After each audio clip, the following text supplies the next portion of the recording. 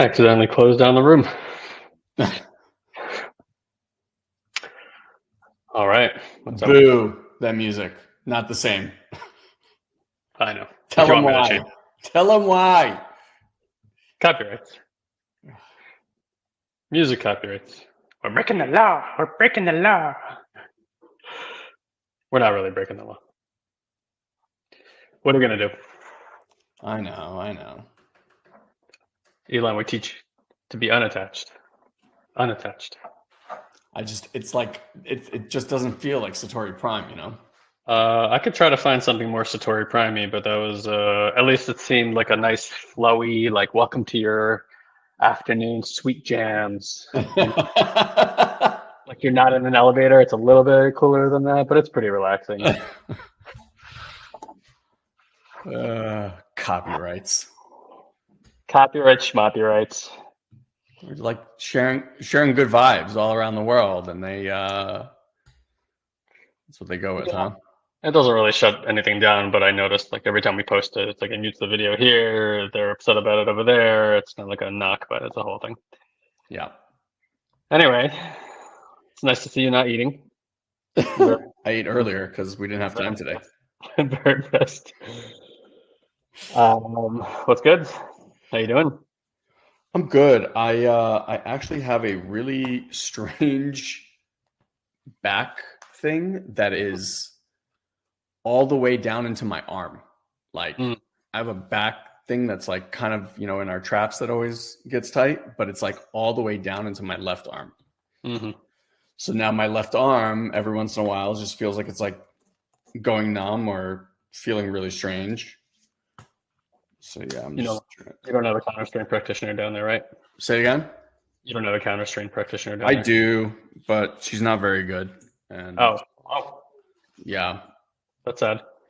It was very sad. And I went to her like 4 times with my shoulder, and then I went to Miho because I happened to be there for that week. And I went to Miho. I was like, "Oh, this is what this is supposed to feel like." It was like, "Oh wow, that's interesting. You should tell Kyle." Yeah, it was not great. Okay. Well, I hope you feel better. Yeah, me too. It's just like a very strange thing, and it hasn't gone away. And usually like within 2-3 days that pain goes away, but it's like I literally wake up in the middle of the night. It's feeling like the entire left thing is just being pulled down. But I have this spot on my right arm that when I push on it, I can feel it in my back. I don't want to freak you out, but I'm having the same problem. In the same really? spot.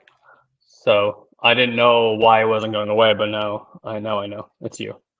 You did this. Obviously I did this. But tell me what you learned. About that spot in my back? Yeah. Rest is important. Yeah, I don't know why this is completely relevant to this conversation, but when I do like open flies like this, that part for years I always get stuck, and I'm always like, it's not a big deal, and then I do it, and then it's like it jams up for like 2 weeks after I do anything like that. So just my body doesn't like that movement on that side for some reason. Yeah, it's a very strange. I've never had this stick around for this level of time. It's always like here, and then it kind of like I roll it out, it goes away, but it was so fun. I was getting a massage and I could feel, I don't know if this happens to you, but now because we can track, like when someone gives me a body massage or works on my body, like with awareness, you can kind of feel everything. So she's working on my back and I can feel she's pushing this thread that's going like from my back all the way down to my tricep and like right where my elbow is. And I'm like, this is so strange. And I'm like, I can feel it in my arm when you touch that. And she's like, I know. Because she also has this like crazy felt sense thing that she does. And what's wild with her is like where my awareness finds within matters of 2 to 5 seconds, she puts her hand where my thing's at. So she was like moving this marble through my arm, and then it like loosened my back, but it came back. Interesting. Yeah, man. Well, how does that parlay into your practices? Well, it's interesting because I was actually talking to Shia about this, and like my son, it's so interesting. Like my kids are so wildly different. Aaliyah's like so self-motivated, so organized, like in her own life, like she self-organizes really well. To the point that I found out today that like, because Fanny was like, listen, you know, if it rains, this was yesterday. She was like, if it rains, I'm actually going to be on a call. I'm not going to be able to pick you up. And she's like, you don't have to worry about it. Like, I can walk. And she's like, yeah, but what happens if it rains? And Aaliyah's like, I have an umbrella in my backpack. And Fanny's like, you carry an umbrella in your backpack? She's like, yeah, just in case. You have your daughter has picked up on all your wife's very important cues. It's incredible, right? So I was talking to Shia, and like he wants to get in better shape, and he wants to get in better shape. Say it again. He wants to get in better shape. He wants to get in better shape. Yeah, like he's been injured. He likes to play sports, and I was like, look, you gotta. This is the temple. You got to take care of this thing, or otherwise it's just not going to give you the same feedback. So we were talking about how he like, and I know some of it is just being a boy, because I kind of remember like when we were boys also, it's like, you don't want to shower, like, you know, brushing your teeth is a thing, and like taking medicine and supplements is a thing, and like everything's a thing. So I'm like, how can I support you? And this morning I got the hit that like, to have them realize that all these acts are acts of self-care and self-love. Like every time that you exercise your body, it's like you're telling you in a way that you love you. Like, I love this. I want to take care of this, right? Every time you take a supplement or a vitamin, it's like it's an opportunity of you loving yourself. Every time you shower or brush your teeth or do any of these things is like, it's an act of self-love. And I was like, look at the way that I treat my body. Like, is it different than the way that you treat your body? And he's like, yeah. I was like, look, because for me, this thing is here for a long time. Like, I want this thing around and working for a long time. And the only way to do that is like, you have to get into these habits of loving the container, like loving this physical body that you're in.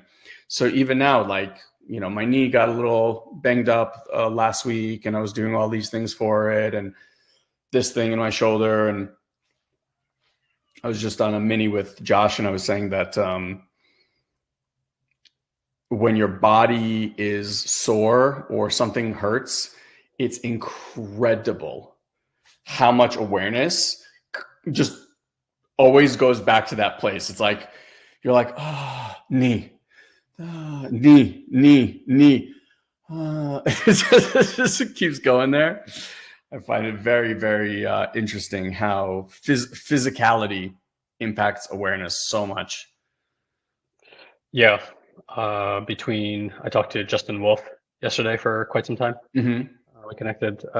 He has a meniscus tear, and he has like an infection in his face and a root canal, and like, oof. Like all these really like intense physical things. I'm like, you're the third person I know that has had a very severe leg injury in just the last few months, which is very interesting that that's happening to so many men I know. Other than that, though, I mean, like, you know, let's say in retrospect to other times in your life where you would be dealing with just, you know, the physical things that come up in life because we bump and bruise and we use our bodies and things happen. How do you take it today mentally or emotionally than you would have in the past? I mean, I think through the slew of various injuries that I've had, in a weird way, every injury helps me understand parts of my body that I never understood. Like, you know, the knee injury for like the third time, whatever it was, led me to knees over toes, right? And that like transformed the way that I operate and understand my feet and strength and all that kind of stuff, which was massive for me. When I messed up my shoulder earlier this year, learning about like how all this ties into back strength and how I was missing all of that. So it's like tuning me into different things. So I think two things that I noticed that are different. One, I have patience now even though like my human, like the part that really wants to play tennis and be active, hates it so much. Like, especially being in Florida where it's so nice outside, like being out of tennis for 10 days, you're like just looking outside, you're like, and I listen, like I listen a lot more to my body these days. And when it's not good or not ready, I'm like, I don't force it and I don't push through it like I used to. And yeah, I just like, especially in the mornings, I really use that time like I even have it in my my calendar as like self-care time, and I'll like, in essence, like love on my body, whether it's like rolling or sauna or cold plunge or stretching or whatever it is. Like I really intentionally spend time in the morning working with my body. Mm-hmm. Yeah, it's great. So what came of it as far as like a breakthrough with your son? What happened with Shia? It was literally just an insight that I shared with him this morning. Yeah. And how many guys just listening, either well care is part of your routine or something that you want to do more of?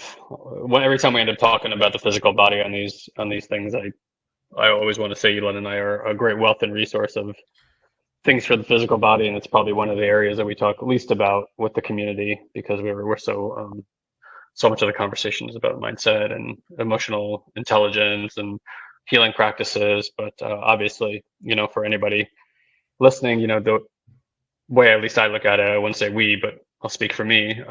Is like every aspect of you requires attention and a sort of initiation process into mastery, right? So a lot of us think our lives are the way they are because of our mindset, and there is some truth to that.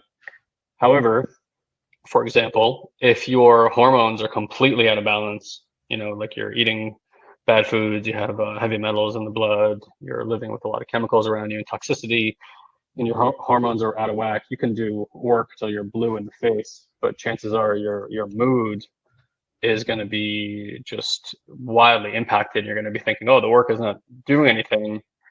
And that could be like maybe you even have black mold in the house or something like that that's really impacting your physical well-being. So definitely things to check on. I don't know if this is available worldwide, but there's a company called Viome, Viome, certainly available in the States. You'd have to check in your local jurisdictions whether it's available, but they do a blood, a saliva, and a stool sample that's relatively inexpensive for what, I just remember what those things used to cost 10 years ago. It was like $3,000, $4,000, $5,000 just to do a test. And I'll just say this, I don't believe in those tests as a one-all be-all. I absolutely believe naturopaths and NDs, not MDs, if you work with them, if anybody's had the privilege to work with people like that, the love and care that's generally espoused in those situations, like they'll spend an hour and a half, 2 hours with you easily understanding your health, how you live before they even give you the smallest amount of consultation. And then usually that's followed up with some pretty extensive testing before they start recommending any sort of protocols that you should do, which to me feels much more in alignment than going to a medical doctor, at least again, the way it's done in America here, where you see them for maybe 10 or 15 minutes. Yeah. Pulling out a pad and writing some script, and you hope for the best and that the side effects don't kill you. So it's like so crazy because I've had the experience of both this past year because I'm actually exploring doing another surgery right now for my nose. Like I have a septoplasty and I can't breathe out of my right nostril. So I might be doing that actually in 2 weeks here. I'm still waiting for information from them. But the reason I say that is the tests are great, but it's still a snapshot at a specific moment in time and what you ate around that time, your level of activity. There's so many things and variables, right? And so it's like if you're not really getting a moment by moment or doing these blood tests on a regular basis, it's hard to really figure out what's the baseline. And I think oftentimes that can be a mistake for people. They see their blood work and they're like, oh, this is where I'm at. And it's like, yeah, that's a snapshot of where you were in that specific moment where you took that thing. It's not a baseline of where you are all the time. But nonetheless, given where we're at until, AI probably becomes our doctors That's probably the best we can do at this time to really try to get an understanding. So Viome is a really good option if anybody's not done that for themselves, and it will give you a slew of information about food sensitivities, what you should be eating, what you shouldn't be eating, what you should take out in the short term, what you should take out in the long term, and actually foods you would bring back into your diet later on, but there's reasons for taking them out in the short term because of it's producing a certain type of enzyme or overbreeding a certain type of bacteria in the body. And so if people haven't done that, that's a really, really good option. And I think the reason the blood work is reasonably inexpensive, and if you don't have the financial wherewithal to do that now, you can wait for like Memorial Day or Black Friday deals or whatever it is, and buy that stuff for probably like half off. That's what Mandy did this last year. And the reason I mention that is because what's really cool about what they do is they customize vitamins and they customize pre and probiotics specifically for you, which I thought was a bunch of hoo-ha.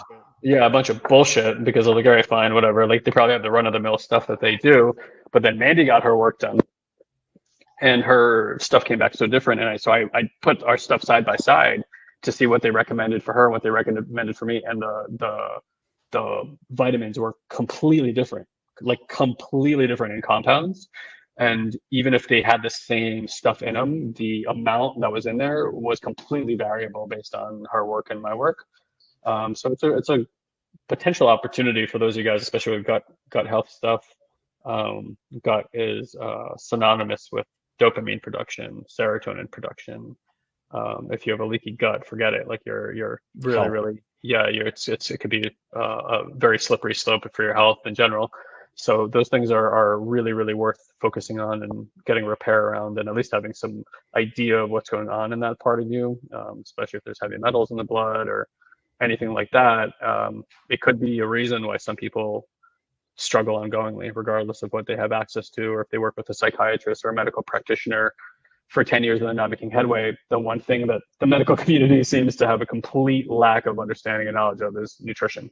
Yeah. And if you don't believe me, just go look at the food in any hospital in the United States, and you'll completely understand that they don't know the first thing about nutrition, because the last thing you should give anyone after getting surgery or getting medical attention is like orange juice and Jello and like really sugary items, which create inflammation in the body and is like medical school 101, but somehow they still do that. So like just my thing, because I remember I've had like sometimes where I'm like, well, I'm feeling like so off. I'm like, what is going on here? And that could really be like copper and iron in your blood doesn't have a 1-to-1 ratio. And if one is over here and one's over here, like you could really like have some wild emotional swings. So there's so much stuff, right, that we could be focusing on. But at its core, what I wanted to say is like there are levels of initiation in the body. Like if we're all here to liberate ourselves, live our best life, have longevity, increase our safety, then it's really not just enough to work on your mindset. It's really not just enough to work on your emotional well-being. These are fundamental things that if I were you, I would be working on day in and day out and getting mentorship around. But it's the same thing with my body. Like I don't have that area in a level of mastery, but I work with people who do, or at least have some specialty in certain areas of mastery around the body. And the reason I've gained all this knowledge, and Elon has too, is because we continuously work with people who have high levels of knowledge in certain areas, who then pass that information down to us or do that specific work with us, and we get to see the value of that. And so, fascial counterstrain is something Elon and I talk a lot about for people who are having any sort of physical pains, but it's just a phenomenal. I mean, like the best somatic healing work I have ever found, bar none, by far. I know a lot of people do really well with network spinal analysis as well, but that's been a game changer for me in terms of well care for my body. And then the same token, like you said, there's certain things that I know for me physically happen in my body when a healing experience is occurring, because we've been doing it for so long. I know like this always happens, this always happens, this always happens. And so for example, it's like for me, I can feel energy running down my legs. Usually my core, literally like around my belly, opens and my stomach starts to make sounds. The deeper the healing experience I have, the more my belly goes like it's digesting. it's like it's digesting, and it took me years to understand that that's what was happening. Um, because it's like when something in the nervous system relaxed, I think it's the tension coming out of the fascial system, and so you start literally hearing that relaxation in the body as like the organs can move. And so there's like a certain sensation that I feel in the flow. And I remember when I first started doing counter strain, it was immediately evident to me that that's what happened. Like my body was certainly going into a down-regulated state, and these experiences were happening, and that's immediately why I knew the work was working. Yeah. Someone just to maybe close the loop on it. What was the blood work gut health site? Let me see if I can find it for you guys. It's called. I was going to look for that. Let me just make sure I have the link proper. Yeah. Yeah, and I agree with Guy. It was really cool. We actually had my practitioner from New York ended up in our level 2 program. And she ended up in our level 2 program because at some point, again, like, you know, when someone does body work on me, I'm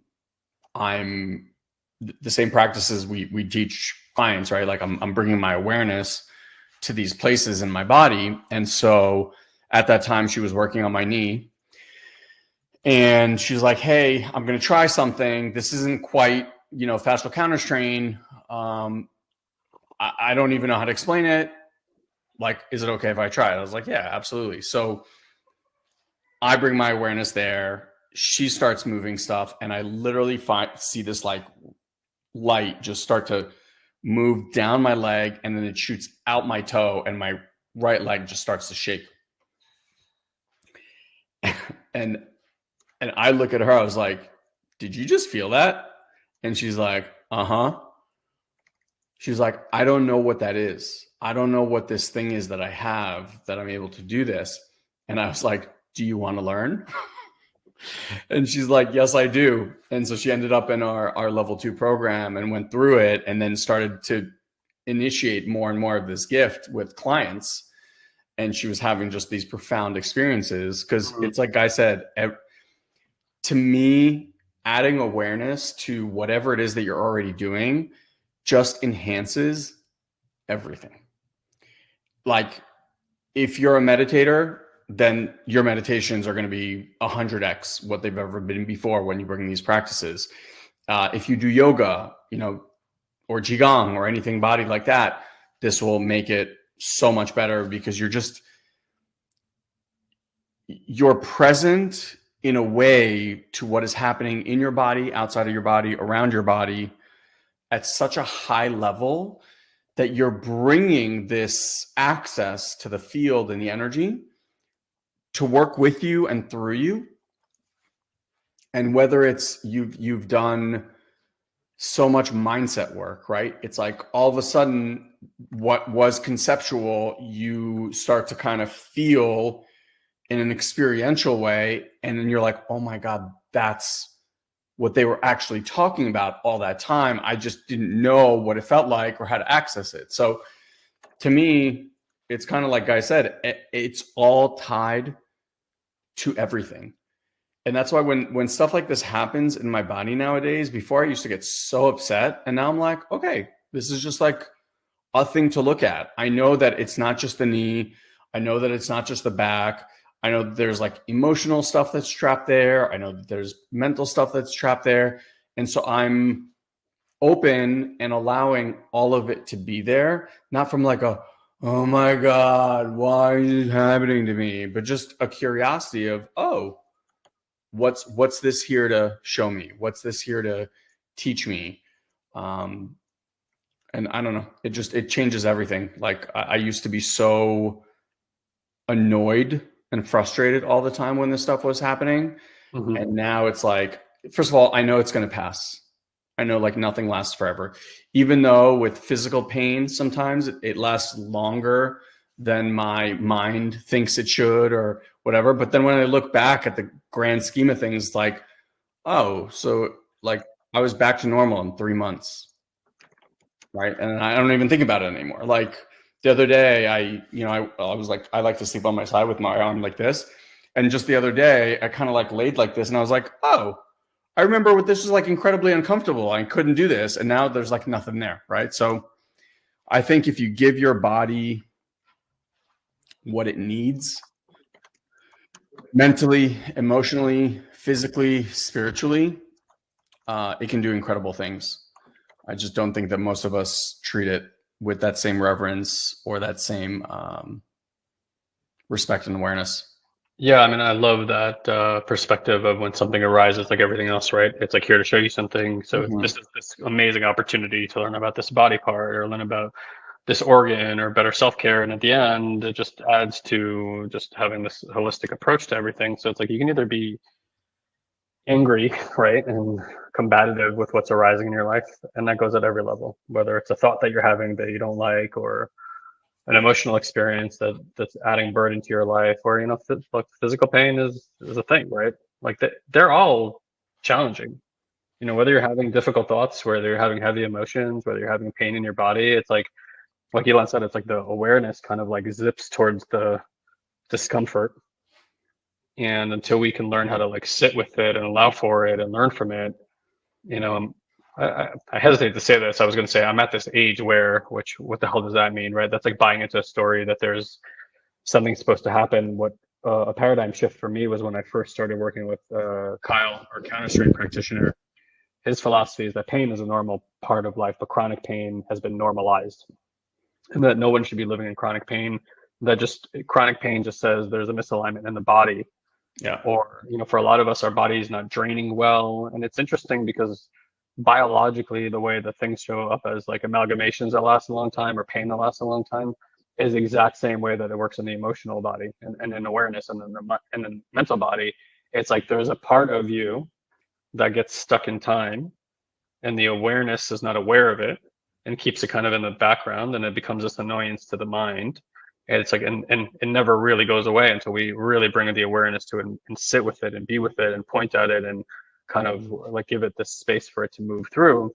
And it's just amazing how everything works the same way. Everything parallels everything else. It's like what works with the body is what works with the mind. What works with the mind is what works with the emotional state. And it's just learning those subtle nuances of how do you sit with that in a way that supports the system. And like it has to begin, with it. To me, all this stuff always begins with learning how to honor what's happening, right? Like if you have an injury, you have to understand your body is doing what it's doing to keep you from getting further injured. So if you have limited mobility, the reason it's doing that is if your body actually gave you full mobility when you have an injury, let's say a hip injury, a knee injury, you would actually cause further damage to that area in the body. And so the body just kicks in by creating inflammation to limit the mobility. Because if you actually had full mobility, you would further damage that area. And that's fucking genius. And that we have this sensory input that says, hey, don't move that more. And it's just showing up as a protection mechanism. So if you start understanding that what your mind is doing, what your awareness is doing, what your emotional state is doing is a matter of protecting you, protecting the body, protecting something. It's like, oh, if I had this person around me 24 hours a day, 7 days a week, and all they did was protect me, and then every time they protected me, I would get angry at them. But that person would continue to protect me regardless of how angry I got. But then they would not learn that they don't need to protect me anymore. Right. And that's kind of how this relationship goes. And that's kind of the feedback. So the first thing is like, thank you for all this protection.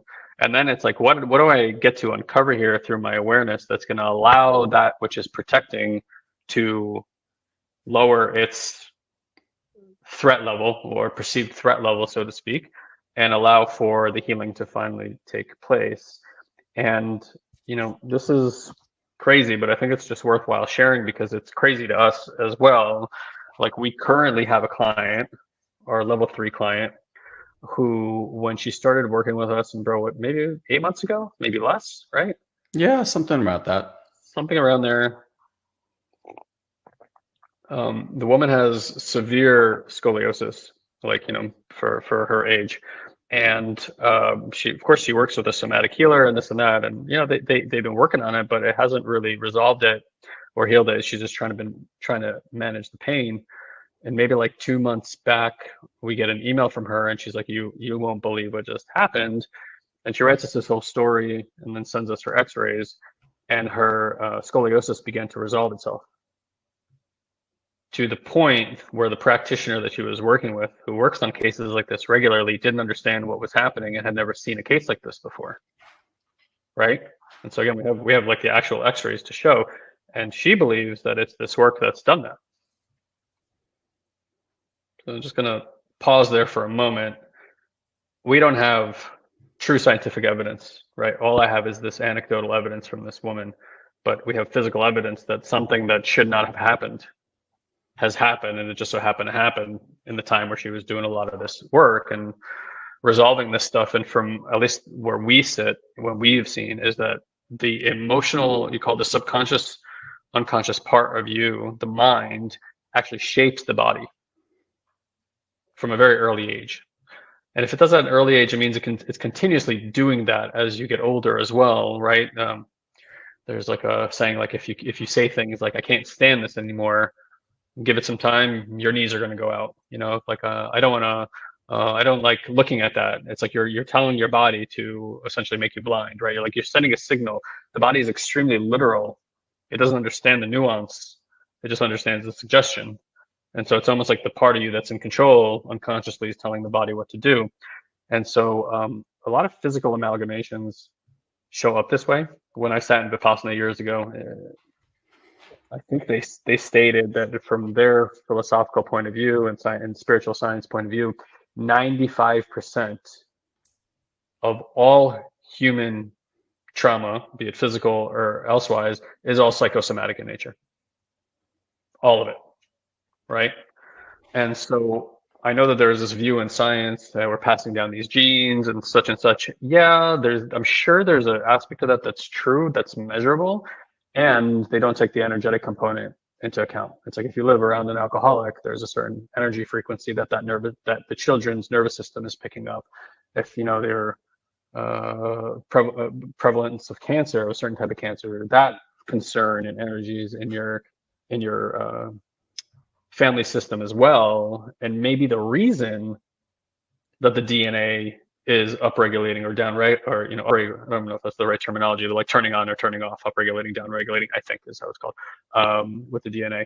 And so, like, again, I don't know that to be true, but we've seen just really incredible things happen with people. Elon shared this the other day, so it sparked my memory as well. We had a woman who, I don't even think she took a program. She just did the meditations that we offer.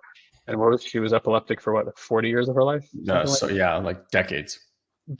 And within, I think, a few weeks of doing the meditations, for the first time in her life, the epilepsy stopped. How do you explain that? I don't know.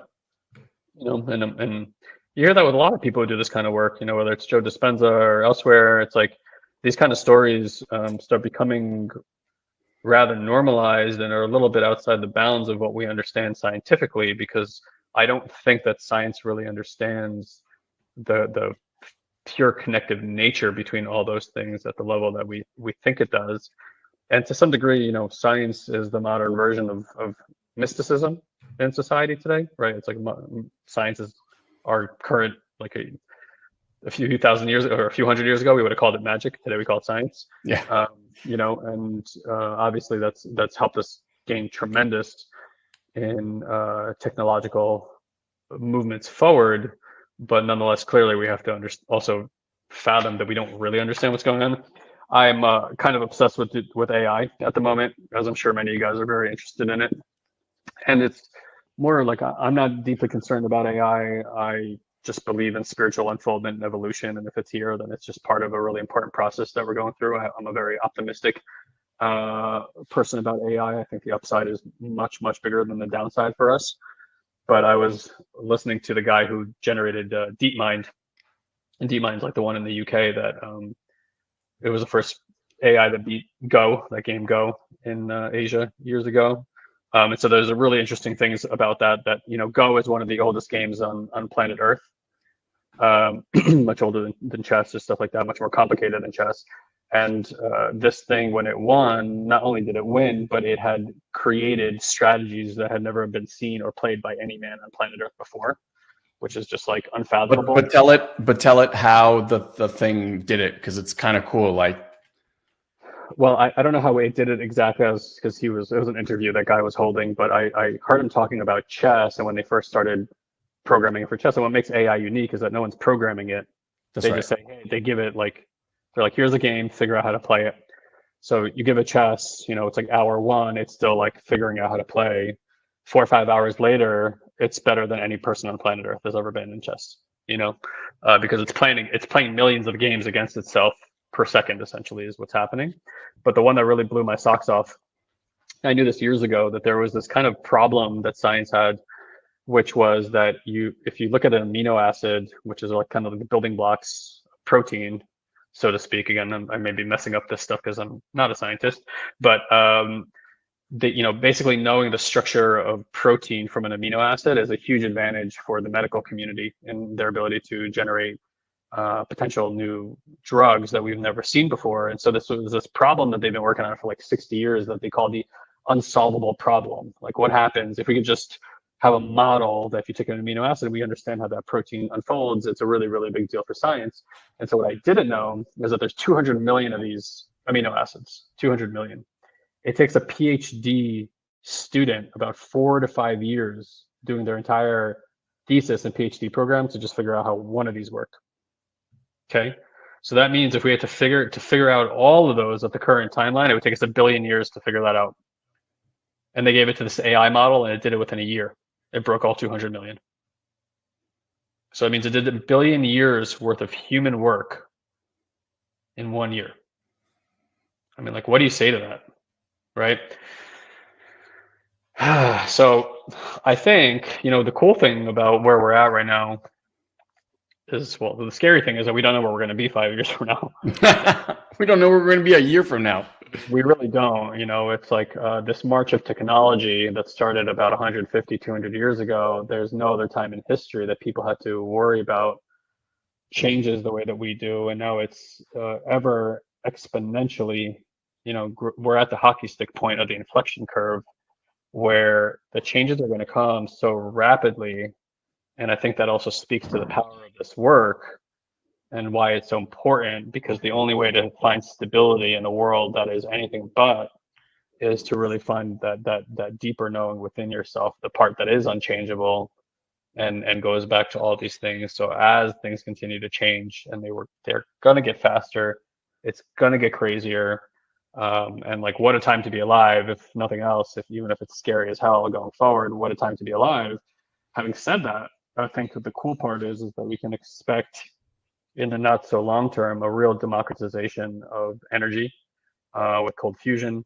Right now, what's happening with chips, even what NVIDIA just put out right now, their new chipsets, is like something we've never seen before. Quantum computing, AI, and I say all that because I think these things that have been out of reach for many of us in terms of how to take care of ourselves better, things in terms of our mental well-care, our physical well-care, all these things should come down to literally cents on the dollar in terms of our ability to access the appropriate information to help ourselves. And that's a really fascinating idea if that's where we're going. And I think that is where we're going.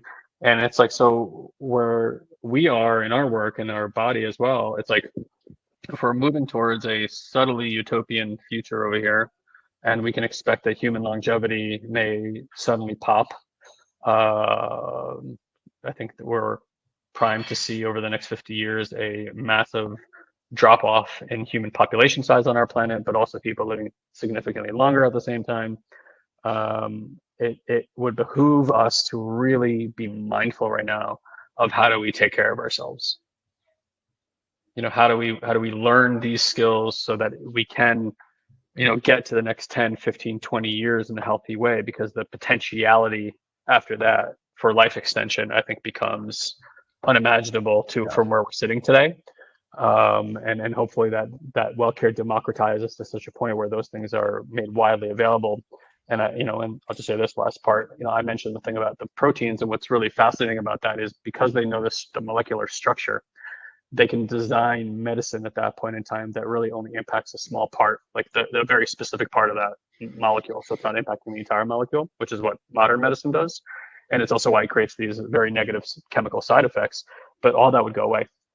Like, we could literally create customized medicine for like a part of the molecule, which is so incredible. And so you start thinking about all these things, and again, I say, like, what are you doing over the next 5 or 10 years to prepare yourself for this revolution, clearly, and potentially, from a historical point of view, a second renaissance that we might be in the middle of right now. And like looking back, I think for a lot of people, not taking action with their physical, mental, and emotional welfare, it's something that they might really regret 10 or 20 years from now if they don't take care of it. I mean, in that book Life Force with Tony Robbins, there's that whole bit about like I don't know what they called it, but like that moment of singularity where basically right now where medical science is, it's giving us back a quarter of a year for every year that we're alive. It's escape velocity. Escape velocity.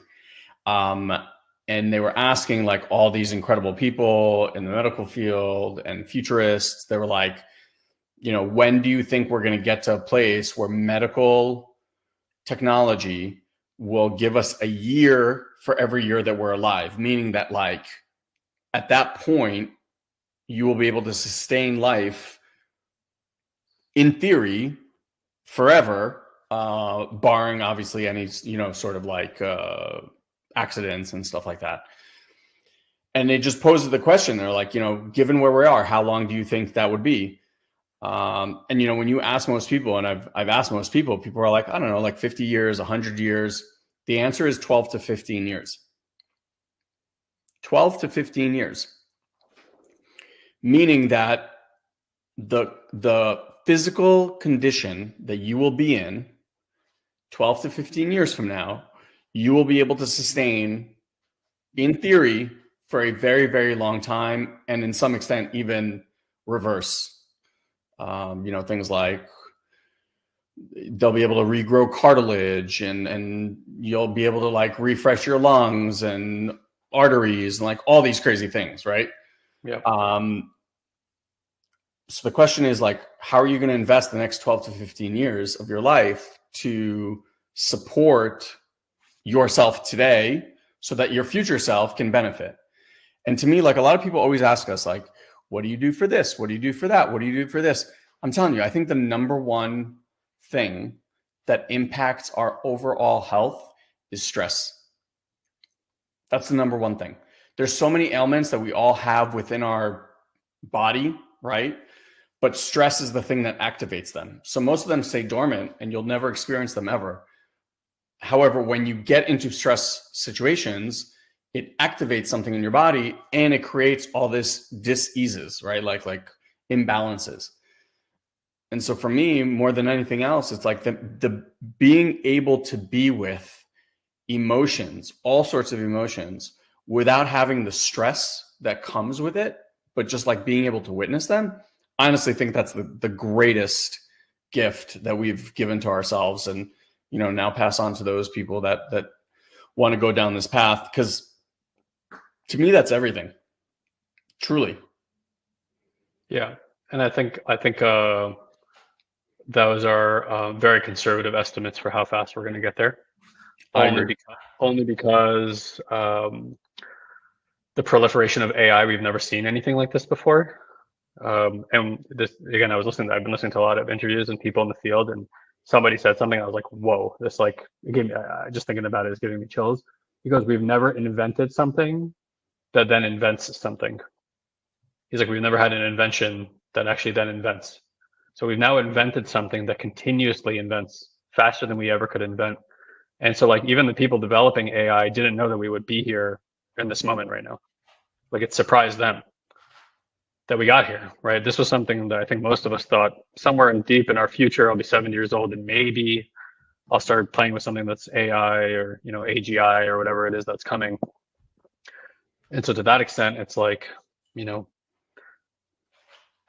even again, I'm such a nerd when it comes to tech, but like, I don't know if you guys have seen what's happening with certain compounds and graphene, what's about to happen with computer chips, but they've already invented graphene, which is a very lightweight, extremely hard compound that's harder than diamond, which conducts electricity better than silicon. And so they finally figured out how to use it for chip manufacturing. And overnight, that would make your laptop last about a week on a single charge Wow. with about 100x fold in efficiency. We would go from gigahertz to terahertz in processing power overnight with RAM, literally like that. Like it's like 100x in processing and computing power Wow. that's available right now. Like they could start producing stuff right now with it. And so it's like it really is just hard to imagine because even the chip that they just came out with, it can do quadrillions of simultaneous calculations. So doing one at a time, it literally stacks them and just does them all simultaneously. And so they just gave the first chip to OpenAI to start implementing it as a kind of showboating thing. But like it's kind of crazy this inflection point that we're at in history. And so it's like, it just doesn't seem coincidental with all the problems that we're facing, existential threats, not really knowing how to solve them. And then suddenly this tool comes along that essentially gives you a private tutor that's the smartest thing in the world in your pocket at all times. Like I've been flabbergasted by like how much time I'm saving. Like I think, oh, I just sit here and do research on this, and that felt so efficient. And then instead of research, I ask a question, and it summarizes it in such a beautiful way. Like my wife is gardening a lot at home in the house that we moved into, and we have this big, beautiful backyard, and so she's a gardener-aholic. But like instead of her sitting around and like clicking around on websites, just like how to place everything, what's the nutrient that this needs, how do you cover this one? Like it's just crazy the amount of data. And I'm like, damn, that would have taken us like months to figure that stuff out. And now it's within like minutes. We have all this useful information that could just, make this beautiful garden. So it's just like, I think the thing we all need to anticipate with this tool is that we're still understanding, and we may never completely understand how to use the tool because there's no limitation to what the tool can be used for. Yeah. The limitation is your imagination. And so just like with healing work, it's like it is an intuitive, imaginative process. That's what you learn over time. It's not rigid. It's not about rules. It's not following out the perfect process. It's about bringing yourself to state and then being with what's unfolding in real time. And it requires a lot of intuition and imagination and trust in yourself. And part of that is really letting go of the rigidity of the structures of like, oh, this perfect process, right? But it's like, what perfect process? If there was a perfect process to heal people, you don't think we would have discovered it already? You don't think they'd be like screaming it from the rooftops, like, oh, you just go here and this will work for everybody? There's nothing that works for everybody, right? Because it's like, it just requires a certain amount of openness, and there's something in your system that has to let go to surrender to that extent.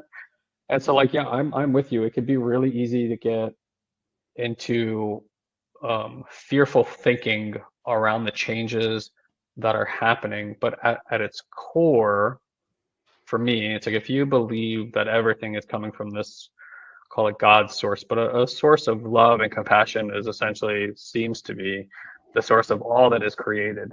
So it's like, okay, then what is not that? I think there's like an old anecdote, right, where they say, like, tell me what God is, and it's like it's much easier to tell you, it's much easier to ask what isn't it than what it is, right? Yeah. So so in the same sense, it's like, okay, well, if something's being generated, even if it's coming through us, or it seems to be coming through us, it's being birthed through us, like it's the weirdest thing. We're like birthing a silicon non-organic consciousness. It's like very odd to think about that. But to me, it's like, okay, that kind of makes sense because the temperature on the planet right now and how it's acting.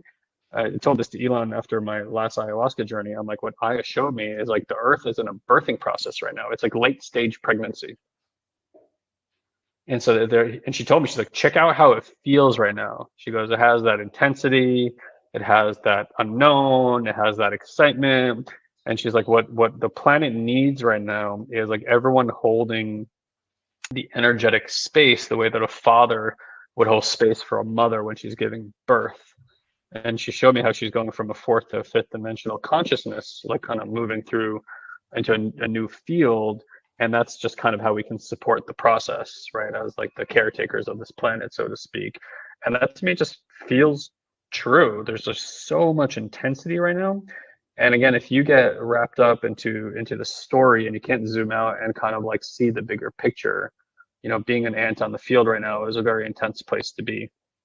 And to just kind of play with that metaphor a little bit, it's like, yeah, if you are an ant, which we are on the ground and we can't see, but like if we saw ants, for example, on the ground and you were inclined to care about them, when you saw flood coming or heavy rain that was about to approach, and you decided, hey, I'm going to pick up all these ants and I'm going to move them to higher ground to safety. To the ants, that might be a traumatic experience, but they're not seeing the intention of love that's behind all that stuff. And so to me, like that's when I look at everything evolving and unfolding, I'm like, it's hard for us to keep that purview, but it seems to be, to me, again, much easier to stay there with those with that evaluation, with that awareness in mind when you're in the practice of coming to your awareness on a regular basis. Because all that judgment, all that pain, all that worry, all of that, none of that exists in awareness. Awareness can observe all that, it can hold all that, it can be with all that, but it's not that. And so for a lot of you guys, it might be a turn that you get to make of not thinking of awareness as becoming more intellectually savvy or becoming a better manager of your mind, which is kind of what a lot of people do with work, right? They become a better shepherd to their mind, or they're trying to become a better shepherd to their mind, not realizing the mind's going to do what it's going to do. It's evolving and it's leading you. Well, just like animals who migrate or anything else, it has a purpose, it has a reason. There's a reason it's moving you here. There's a reason the body hurts right now. There's a reason you're in this emotional experience. There's a reason that you're in this energetic experience. And if you took everything at face value and you start honoring it and being with it from awareness and a place of curiosity, like magic can happen in your life. Truly. Truly. I was on a call with a bunch of business people yesterday, and they were asking me about manifestation. And I said, to me, manifestation is the inflection between having an intention to manifest what you want and then being completely unattached to that thing ever arriving. And there's somewhere right in between those 2 points that is a sweet spot for how manifestation occurs. And if you're too much, and if you're intending too much, or you're too attached to it, or bring any attachment to that which you're intending, you generally speaking get the exact opposite of what you want.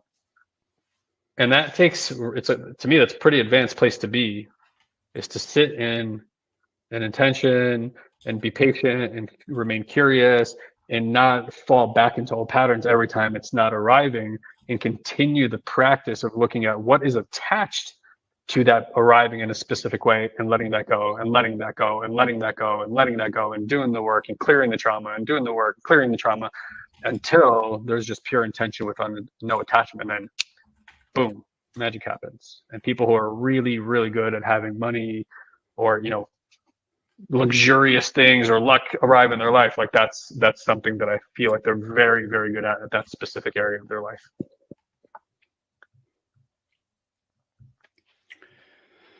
All right, broski, I'm going to bump off. I got a call here in 5 minutes, so I just want to go to the bathroom and grab a drink beforehand. All right, everybody. Thanks for being here. Hopefully the conversation was interesting for you. I know not our normal stuff, but just thoughts on current affairs and what's going on in the world. We love you lots. Thank you for being here. While Elon's jumping off, I just want to remind you, if you are in our MMI work and you are looking at taking a next step with us, the thing I would recommend the most is really jumping into our level 1 work. It's probably the best deal in town that we have. And the reason for that is it's a 8-week curriculum, which is our much more advanced mindset work. So if you're an MMI, it's kind of like if you think of it, the next stage up, and the next stage up that we bring you to while we begin to introduce awareness and energy work to you as well, which is what we do at level 2 and 3. You can sign up for it monthly, or you could sign up for it as an annual membership. That way you have 6 live group calls, coaching calls a month in that program. And it also comes with an Intuitive Mind live ticket for yourself and a companion, which is almost more than half the cost of that program. So for either $97 a month or $9.97 for a year, you can basically get, 6 live group coaching calls a month, or if you buy the year, you get 72 group coaching calls a month. It's a really, really phenomenal deal. Just last year, we were selling the same program for $3,000. We lowered the price so it's more accessible to more of you guys. And then again, it's a nice bridge for you to start doing the work inside of the community, getting a lot more support, being introduced into doing mini practices on a regular basis with people, which is what repairs the nervous system. So it's a really great opportunity. I'll throw it in the box up here, but you can go to soulsandseekers.com/level1, the number one, level one, to get the information about that program and register yourself. Okay, level 2 and level 3 to register, you have to speak to someone from our team, but level 1, you can absolutely register yourself. So again, soulsandseekers.com/level1 to get yourself into that work. We love you guys. Thank you for being here. If you have any questions at all, do not hesitate to send an email to support@Satori Prime. Take care, y'all. We'll see you next week.